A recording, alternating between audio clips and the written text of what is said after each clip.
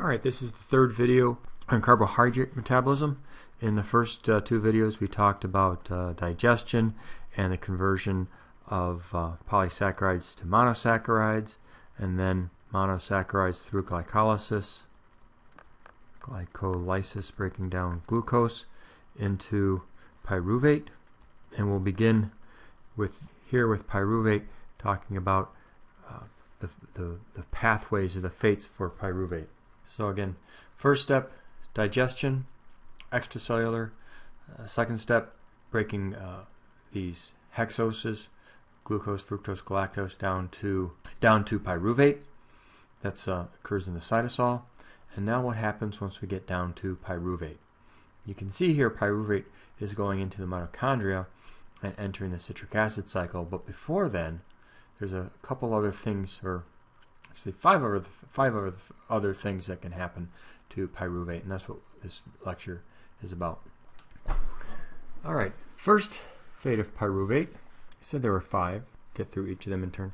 The first thing that can happen to pyruvate is that it can be decarboxylated. So there's an enzyme called pyruvate dehydrogenase. This is an oxidation pyruvate. This carbon and this carboxylate here is removed, comes off as carbon dioxide, and then we exhale this. In the process, NAD is reduced to NADH. So the energy of that oxidation is stored here in the bonds of NADH. Energy of the oxidation stored as NADH. Carbon dioxide is a waste product, and it's exhaled. This occurs when oxygen is present. So when you're breathing, when the blood is circulating, and things are working properly, pyruvate oxidized, so oxidation of pyruvate to this compound called acetyl-CoA. Some people will pronounce this acetyl-CoA or acetyl-CoA. Either one is fine. The enzyme pyruvate dehydrogenase also requires this coenzyme that we had talked about earlier. This is coenzyme A. So CoA, coenzyme A. Some of the energy is stored here in the as NADH. Some of the energy is also stored in this high energy thioester. When coenzyme A is attached to an acetyl group, right? This acetyl group here, 2 carbon, like acetic acid, 2 carbon, carbonyl, acetyl. This is a high energy thiol ester as opposed to an oxyester. Right? Instead of an acid and an alcohol, here we have an acid and a thiol, so it's a thiol ester. So that was the first fate of pyruvate, aerobic conditions. Under anaerobic conditions, now here we don't have oxygen, so without oxygen, without O2, there are a few things that could cause this. One could be simply asphyxiation, so the person's not breathing, the airway is cut off for some reason. Another reason is they could have a heart attack, so the blood is not circulating, so I'll just put MI for myocardial infarction. Another reason could be strenuous exercise. So they're breathing,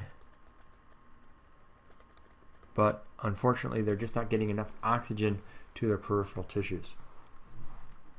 Under these conditions, instead of an oxidation, pyruvate is converted to lactate. So you notice here we have a carbonyl, here is an alcohol.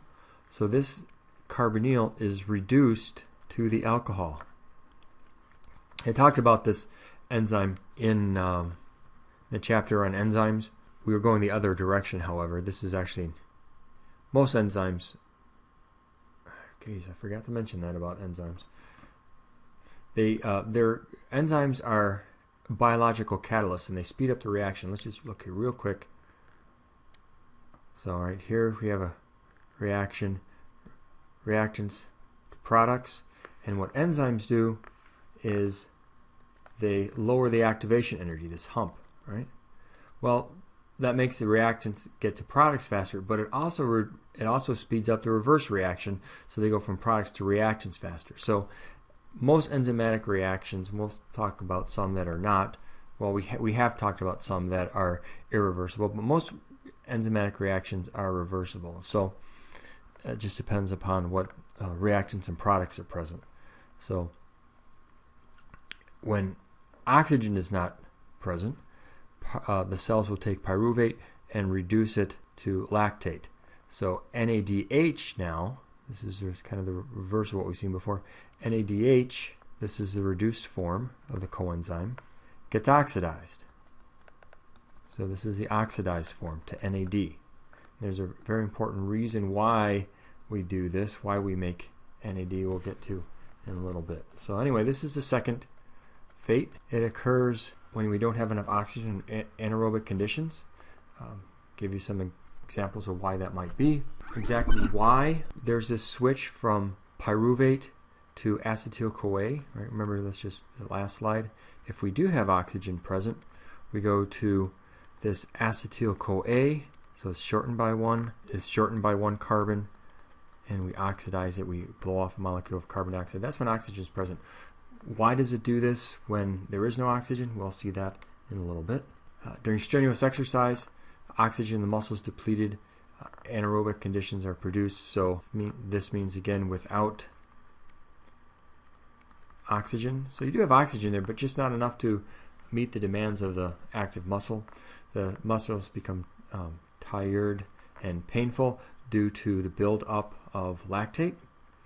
And one of the things that endurance athletes will get tested for, and you'll find this, champion endurance athletes, is they have a way of their metabolism is set up such that very little of the lactate accumulates, and they're able to keep exercising strenuously, and the lactate doesn't build up. And there's a reason for that. We'll talk about. Has something to do with the Cori cycle that we'll talk about. After exercise, a person breathes heavily to repay the oxygen debt and reform pyruvate in the liver. Another important consequence of breathing heavily isn't just to get oxygen, but also removes CO2. Okay? So remember, CO2 is a byproduct. It's actually a waste product of the first fate of pyruvate. And we can talk more about why that is, but the respiratory center in your brain is actually tied to the level of carbon dioxide that's present, not the lack of oxygen. Third fate of pyruvate, fermentation, but actually alcoholic fermentation, so alcohol fermentation. Some people refer to the production of lactate as a fermentation as well. But that's lactate fermentation. This is alcohol fermentation. This you don't really have to worry about too much unless you're a microorganism, like so here's this, like a yeast, or if you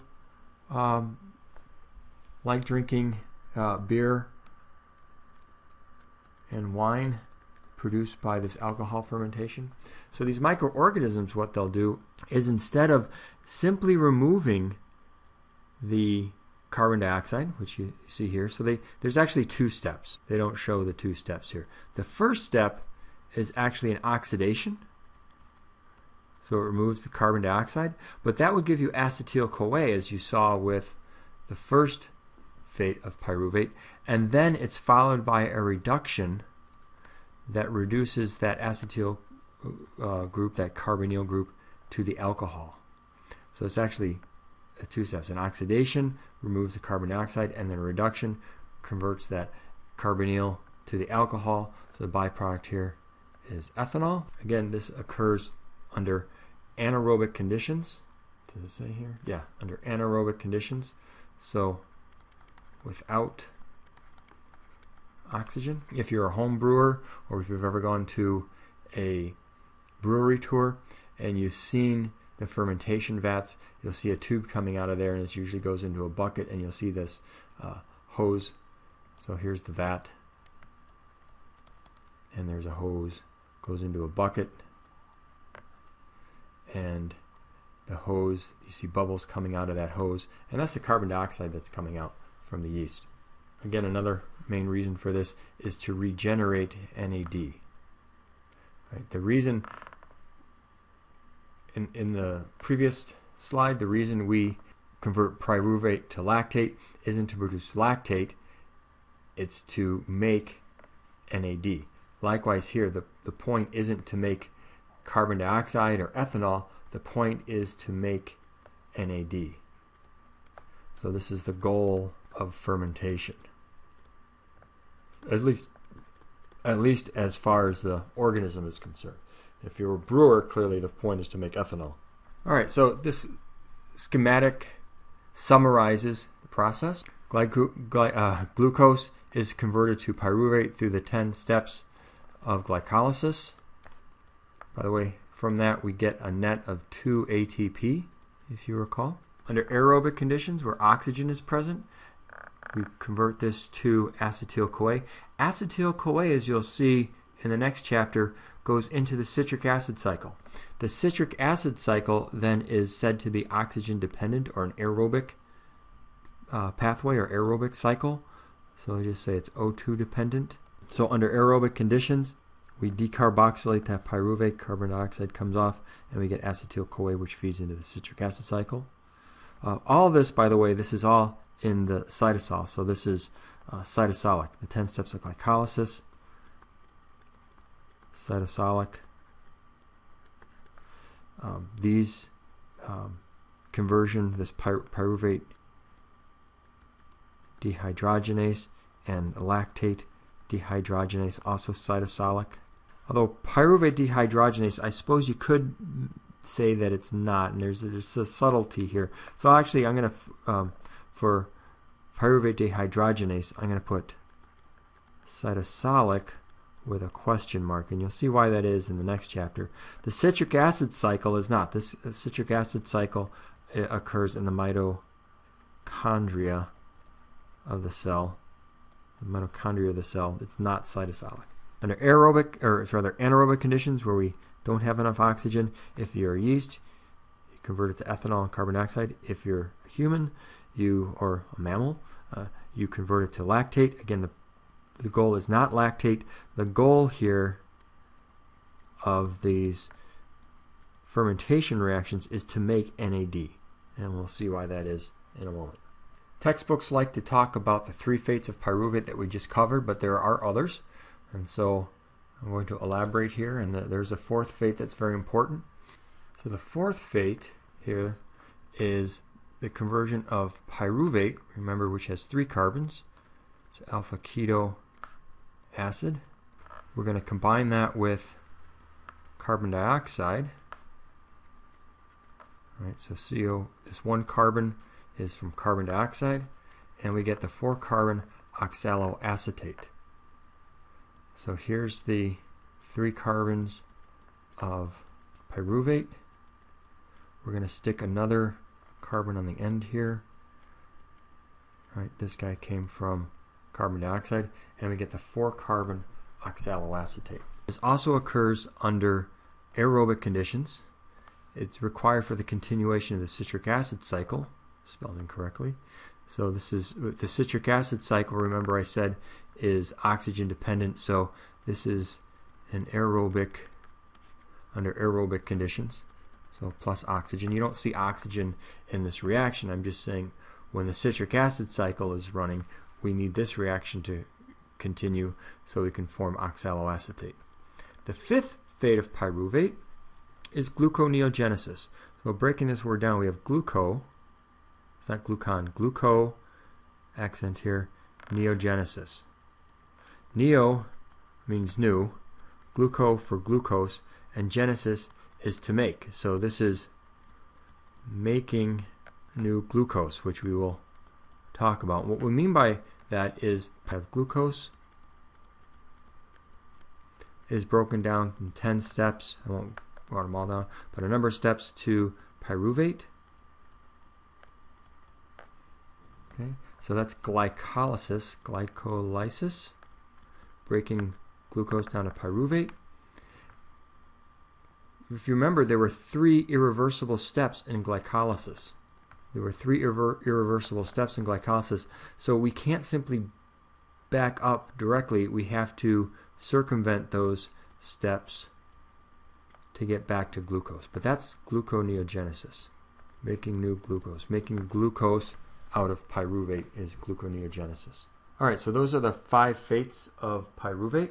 So Here they're talking about the Cori cycle. Before we get into the Cori cycle, just a little bit of vocabulary. Here it is. Gluconeogenesis in the liver. Again, that's this step here, pyruvate to glucose. Let me write it out here so you can see it better. Gluconeogenesis. This requires ATP. I think it's here, plus 6 ATP. Glycolysis, right? Here's glycolysis. They're talking about an active skeletal muscle, but we'll talk more about the differences here. Just in general, glucose to pyruvate is glycolysis. Glycolysis. This requires 2 ATP to activate the glucose, but then we get 4 ATP out, so we net 2 ATP.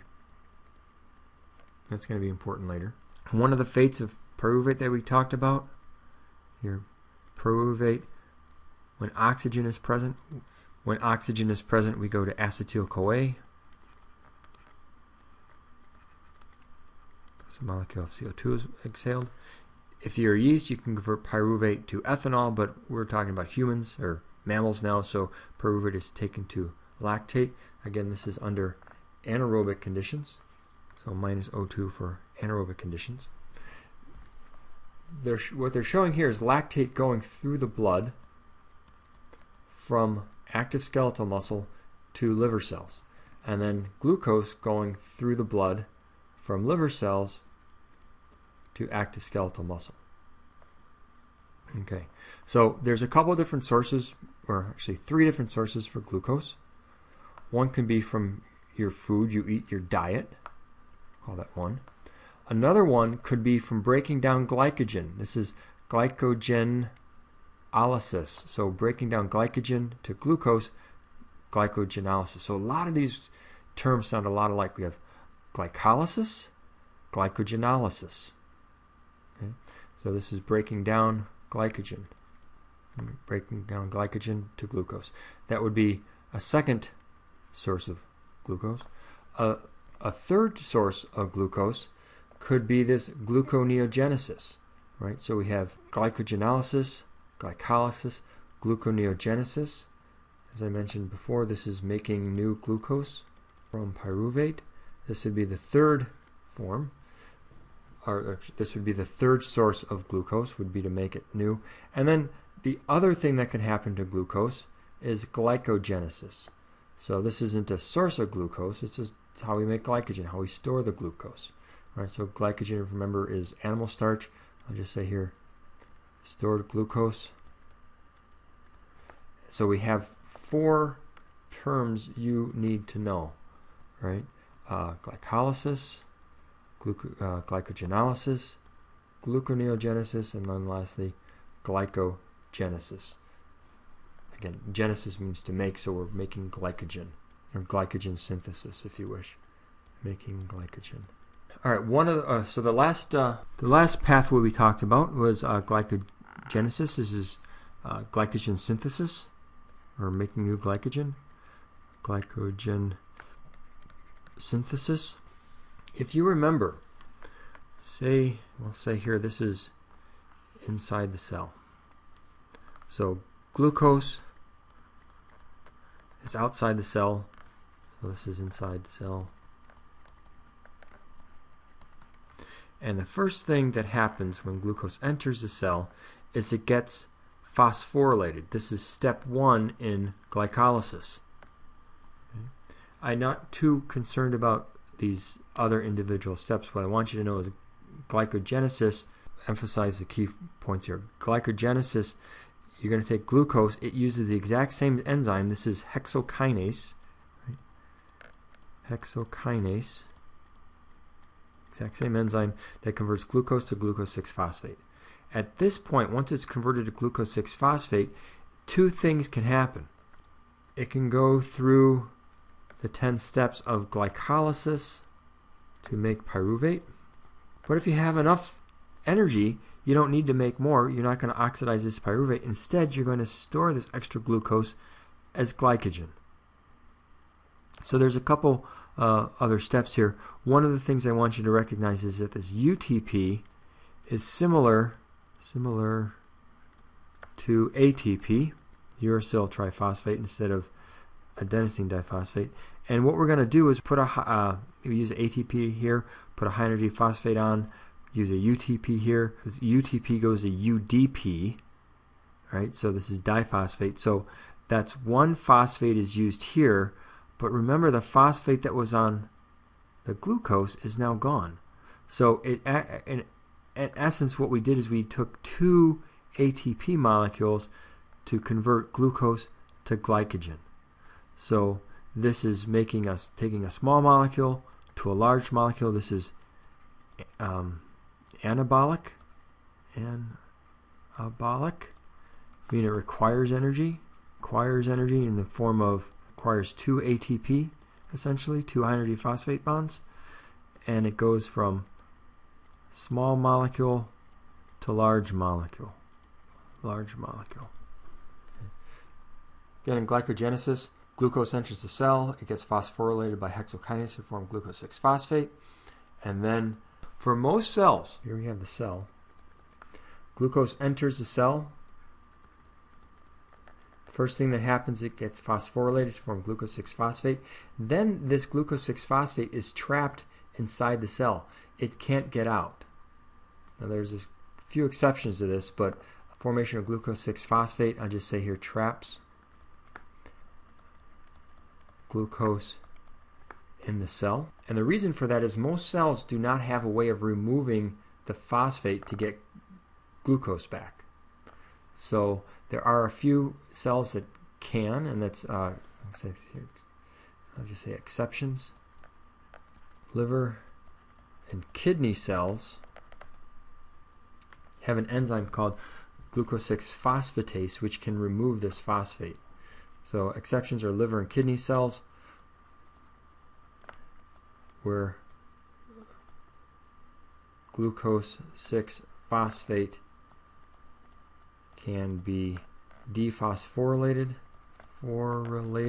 meaning the phosphate can be removed and glucose can leave the cell. It'll be important when we talk about the Cori cycle. So most cells can't do it, but you do see this in liver and kidney. All right, another similar sounding word here, glycogenolysis. Again, this is breaking down glycogen. So glycogen is broken down to glucose. You don't see any ATP coming out of here, right? But what we do get is glucose 6-phosphate, right? Which then goes into glycolysis, right? And this can, through glycolysis, I'll just say here, plus we get 2 ATP from glycolysis, and if glycolysis goes to pyruvate, and then the pyruvate in the next chapter you'll see goes into the tricarboxylic acid cycle, the citric acid cycle, the Krebs cycle, 3 words all for the same thing. Then we get a lot more ATP out, but this is essentially then a catabolic process. We're taking a large molecule, breaking it down to smaller molecules, and we do get some energy out of it eventually. And note here, this occurs as glucose 6-phosphate is removed. They don't show the phosphate coming off, but we remove that phosphate, and then glucose, so here's the cell membrane. Glucose can leave the cell once this phosphate has been removed, but that only occurs in liver and kidney. We've talked about glycogenolysis, breaking glycogen down, glycolysis, of course, gluconeogenesis, and glycogenesis. So we talked about these 4 terms. So now we can talk about the Cori cycle.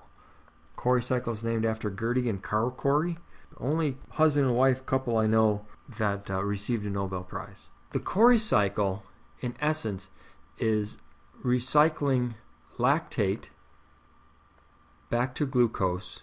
So lactate that's formed in active skeletal muscle goes through the blood, gets converted back to glucose, goes back through the blood, and it's a way of keeping the active skeletal muscle running. So it's a Cori cycle is essentially recycling lactate back to glucose. So in active skeletal muscle, glucose is broken down through glycolysis, and again, this is active skeletal muscle. It's so active that there's not enough oxygen around. A person's huffing and puffing, and the pyruvate is being converted to lactate.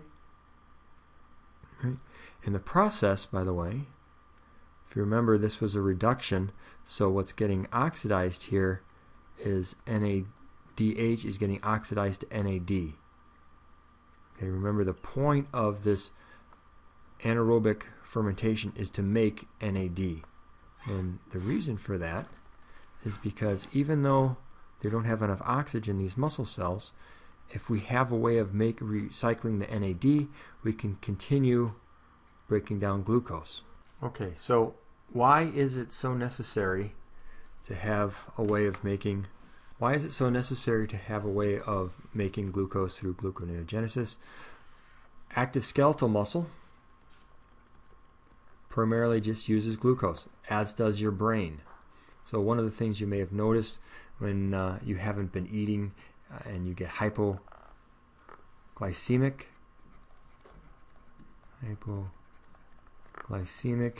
your blood sugar drops, right? So hypo means low blood sugar. It affects your brain, right? You feel dizzy, you feel tired, maybe not thinking clearly, you get hangry, and that's because you don't have enough glucose feeding your brain.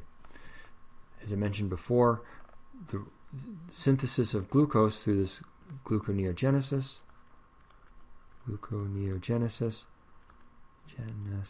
primarily occurs in the liver and kidney, because these guys can export glucose through the blood to active skeletal muscle, feed your brain, feed your muscles. Alright, so talking about gluconeogenesis in a little bit more detail. A lot of these steps I'm not really too concerned about. Remember, of course, though, this occurs in the liver. So this glucose 6-phosphatase is an enzyme that liver and kidney cells have. So they can remove the phosphate out of here, release plain old glucose, and then this can leave the cell, go into the blood, and feed those peripheral tissues that we talked about. There, remember, glucose down to pyruvate has 3 irreversible steps. Right, so glycolysis, 3 irreversible steps. The first step, the third step that we call the committed step, and the last step. So 3 irreversible steps. If they're irreversible, that means we can't simply go backwards. We're going to have to find a way around them.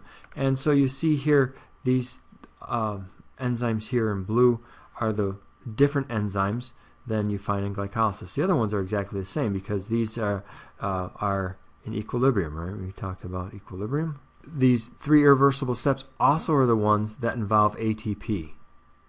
Okay, so you put the first phosphate on, you isomerize glucose, you put the second phosphate on.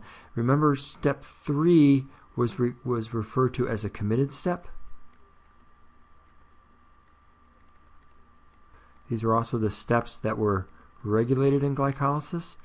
The reason it's called the committed step is because once you form this 1,6-fructose bisphosphate, it's required to go through glycolysis in most cells, except in liver and kidney where we have these other 2 enzymes. Now, the first step is not the committed step because remember, we could break glucose down or we could make glycogen. Remember that first step, putting the glucose on the glucose 6-phosphate. Glucose 6-phosphate now can either go down through glycolysis to pyruvate, or we can also make glycogen from it. And of course, exiting the pathway glycolysis, that last step, is also irreversible. So these 2 enzymes here circumvent that last step. Here we have a 1,6-bisphosphatase. It removes the phosphate off of fructose 1,6-bisphosphate. So that's the third step in glycolysis, and here's the first step. So these are the 3 steps, 1, 2, and then 3, I guess, to circumvent the irreversible steps of glycolysis. Another thing to note here, we have our friend oxaloacetate. Remember we talked about oxaloacetate? This was one of the fates of pyruvate. To make glucose, you can make oxaloacetate from some amino acids. These are referred to as glucogenic amino acids. Glucogenic amino acids. So there are other ways to make oxaloacetate. This oxaloacetate can then be used to in gluconeogenesis, or remember that pyruvate carboxylate. This could also be used in the citric acid cycle, the tricarbolic. What do we need to know here? Some amino acids, these glucogenic amino acids, are sources of the starting material that we can use to make glucose. There are 3 irreversible steps in glycolysis that have to be circumvented. So we have 3 different steps in gluconeogenesis. They're different from glycolysis. This last step here, enzyme glucose 6-phosphatase, is found in liver and kidney, which releases glucose so it can go into the blood. But the main thing to recognize here then is that gluconeogenesis is not simply the reversal of glycolysis. There are 3 steps that are different between the two. Now back to the Cori cycle. Right, remember we had Gertie, named after Gertie and Carl Cori. Essentially, right, it's they say the flow, but it's the transfer or the recycling of lactate back to glucose between muscles and the liver. Right, it occurs when anaerobic conditions in active muscles, so your muscles are working really hard. So anaerobic, don't have enough oxygen present, so the pyruvate is converted to lactate. Right? The lactate then leaves the muscle cells, goes into the blood. The lactate can accumulate in the blood, and there's another video that I think I'll link to that talks a little bit more in detail about how we need to get rid of lactate because it can lead to acidosis. Lactic acid is an acid and it can decrease blood pH. So I'll link another video that talks about this in a little bit more detail. But in essence then the lactate is converted to glucose. The lactate is converted back to pyruvate in the liver, and then pyruvate to glucose, and then the glucose leaves the liver cells, goes back to feed the muscles. Know the Cori cycle, know these 4 terms, the differences between them. Know the starting material, the ending material. We talked about glycolysis and how it's regulated. We didn't really talk about the regulation of gluconeogenesis or glycogen synthesis and glycogenolysis yet, but we will get to that. So know the starting material, the ending material. Remember, of course, this occurs in liver and kidney. Regulation of glycolysis and gluconeogenesis. So there's a lot of intricacies here, and what I want you to kind of focus on is kind of the big picture. I'll talk about the energy charge of the cell. Think of the cell kind of like a battery, right? If the energy is low, you need to make more. So you're going to talk about high energy. What signals high energy? Well, high concentrations of ATP, high concentrations of glucose, or you could look at the reverse. It could be low concentrations of ADP, low concentrations of NADH. Right? So things that tell the cell you've got a lot of energy, you don't need to make more, right, would be, well, if you got a lot of ATP or glucose around, if you got enough glucose, you're going to shuttle this off to glycogen. Right? If you have low ADP, what does that mean? Well, where does ADP come from? It comes from ATP. Right? So it's really kind of the ratio of ATP to ADP that signals high and low energy. If you've got, if you don't have a low NADH concentrations, what does that mean? Well, this means you have high NAD concentrations. Got a lot of NAD around, you can use it to oxidize the glucose, so it signals a high energy charge of the cell. And it would be just the reverse for a low energy charge. So high glucose levels and insulin, we'll talk a little bit more about insulin here in a moment, but high glucose level promote glycolysis.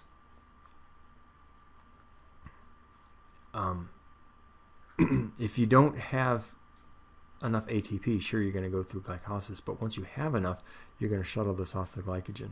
let's just talk a little bit about what insulin does. Insulin, it's a peptide hormone, right? We talked about that in the chapter on amino acids and proteins. Insulin, really its function is to lower blood glucose, and it does that by increases the cellular uptake. So it takes glucose out of the blood, puts it into the cell, so it increases cellular uptake. So you eat a meal full of carbohydrates, your pancreas secretes insulin, and it tells the cells, hey, there's a lot of glucose out there, get it out of the blood, bring it into the cells where it can be either used right away or converted to glycogen. Glucagon is just the opposite. Glucagon, where insulin lowers blood glucose, glucagon raises blood glucose. And it does that by it can do it two ways. It can increase glycogenolysis. They don't mention it here. Glycogenolysis. So breaking down glycogen to make more free glucose, and also simply making new glucose increases glucose synthesis or gluconeogenesis, making new glucose. You'll see this on the next slide. There's a lot of other factors, but you don't need to memorize all of them. Just recognize when you need to make more energy, when you need to make more glucose, when you don't. So I'm not going to look at all of these, but I just want to emphasize some of the trends here. Glycolysis, right? These are enzymes in glycolysis. So glycolysis, right? This is a catabolic pathway. It produces energy. So when you need to make more energy, glycolysis is going to be active, and so the enzymes of glycolysis are going to be active. Why? Well, when you have high glucose levels, right? So you're going to take the glucose in, and it's going to get oxidized.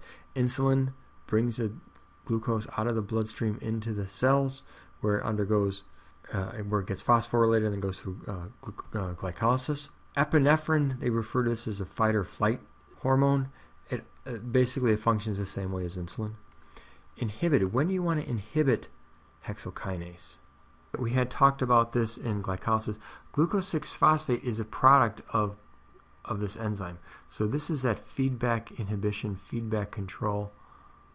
I just put here feedback. These are the 3 steps that are irreversible. So let me put this step 1, step 3, step 10. So phosphofructokinase is going to be activated by AMP. Well, AMP, we've removed 2 phosphates off of ATP, so this signals a low energy charge of the cell. And that tells the cell we need to make more energy, so we're going to ramp up glycolysis. It's inhibited by ATP, right? So this is an allosteric inhibitor. AMP is an allosteric activator of this enzyme. Inhibited by ATP. ATP, if you've got a lot of ATP around, this signals a high energy charge of the cell. So if you have a lot of energy in the cell, you don't need to be making more ATP, and that's the whole point of glycolysis, to make energy or ATP. So you're going to downregulate or inhibit this pathway when you have a lot of energy. Likewise, you see the same thing here. Acetyl-CoA, remember this is one of the fates of pyruvate. Was it the first fate of pyruvate? I just put here fate of pyruvate that we talked about. So if you have a lot of acetyl-CoA, what does that mean? It means you had a lot of glucose, so you're breaking all that stuff down. You got enough of this stuff. You don't need to be making more. Right? Now, acetyl-CoA is not a product of glycolysis, but since it's one of the main fates of pyruvate, it's kind of reliant on glycolysis. And you can look at gluconeogenesis as just a reverse. Gluconeogenesis is anabolic, so this requires energy, and it would be just the opposite. You notice here glucose 6-phosphate is an inhibitor of hexokinase, inhibitor of this step. The reverse here, it's glucose 6-phosphate is an activator. Here it is activated by high glucose levels. Here it's activated by low glucose levels, right? If we don't have a lot of glucose, we need to make more, so gluconeogenesis is activated. So again, don't memorize all these individual ones. Just think of it in terms of kind of what makes sense with regard to the energy charge of the cell, and how metabolism is designed to maintain these proper levels. Okay, so that will do it for Chapter 1 on the metabolism of carbohydrates. And what we'll be talking about next, so we've talked, Chapter 21 talked about this pathway in blue, and what we're going to talk about next is one of those fates of pyruvate when we go to acetyl-CoA. And you'll notice that proteins, lipids, and pyruvate all feed into this common pathway here, the citric acid cycle. And that's the next chapter, right? Chapter 22.